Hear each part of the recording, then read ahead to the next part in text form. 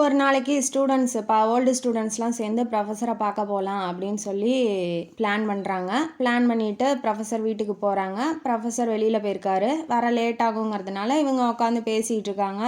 என்ன மச்சான் பண்ணுறாங்கும் போது ஒருத்தன் என்ன சொல்கிறான், எனக்கு வேலை சரியாக கிடைக்கலடா அப்படின்னு சொல்கிறான். இன்னொருத்தன் என்ன சொல்கிறான், எனக்கு ஜாபில் சேலரியே வரலடா, எனக்கு ஜாபும் சரியில்லைடா, ப்ரமோஷனும் கிடைக்கலடா அப்படின்னு சொல்கிறான்.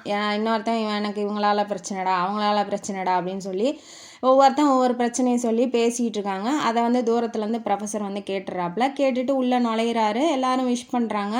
இவர் என்ன சொல்கிறாரு, நீங்கள் உட்காருங்க, நான் போய் காஃபி எடுத்துகிட்டு வரேன் அப்படின்னு சொல்கிறாப்புல. ஒரு ஜக்கு ஃபுல்லாக காஃபியை ஊற்றி வச்சுக்கிட்டாரு.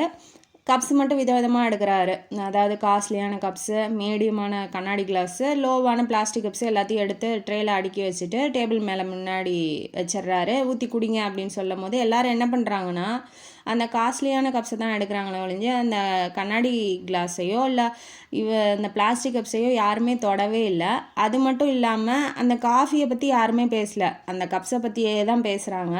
இதனால் எல்லாத்தையும் நோட்டீஸ் பண்ணுறாரு. சில பேர் அந்த கப்ஸை பற்றி பேசிட்டு அந்த காஃபியை குடிக்கவே மறந்துடுறாங்க. இதெல்லாம் பார்த்துட்டு இந்த ப்ரொஃபஸர் இப்போ பேச ஆரம்பிக்கிறாரு. என்ன சொல்கிறாருன்னா, நீங்கள் எல்லாருமே காஸ்ட்லியான கப்ஸை தான் சூஸ் பண்ணியிருக்கீங்க.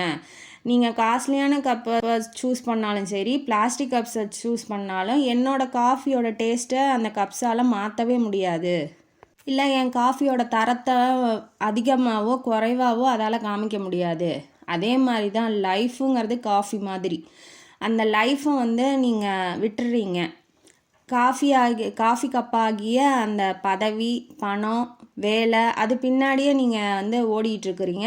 அந்த பதவி, பணம், வேலையினால் உங்கள் அம்மா அப்பா இவங்க அப்படின்னு சொல்லி நிர்ணயம் பண்ண முடியாது. உங்கள் ஹஸ்பண்டு, உங்கள் ஒய்ஃபு இவங்க அப்படின்னு சொல்லிட்டு எதாலையுமே தீர்மானிக்கவே முடியாது. அப்படி இருக்கும்போது நீங்கள் ஏன் அந்த காஃபியை குடிக்க மறந்த மாதிரியே உங்கள் லைஃப்பை அங்கேயே குடும்பத்தை மறந்துடுறீங்க.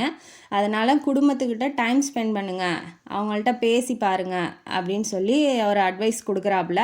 அதே தான் நாமளும் சொல்கிறோம். என்ன தான் பதவி, பணம், வேலை அப்படின்னு சொல்லி ஓடினாலும் குடும்பத்துக்கூட ஒரு காஃபி குடிக்கிற டைமாவது ஸ்பெண்ட் பண்ணுங்கள் அப்படின்னு சொல்லி இந்த காணொலியை முடிக்கிறேன். இந்த காணொலியும் கதையும் உங்களுக்கு பிடிச்சிருந்தா லைக் பண்ணுங்கள், ஷேர் பண்ணுங்கள், சப்ஸ்கிரைப் பண்ணுங்கள், கமெண்ட் பாக்ஸில் கமெண்ட் பண்ணுங்கள். நன்றி மக்களே.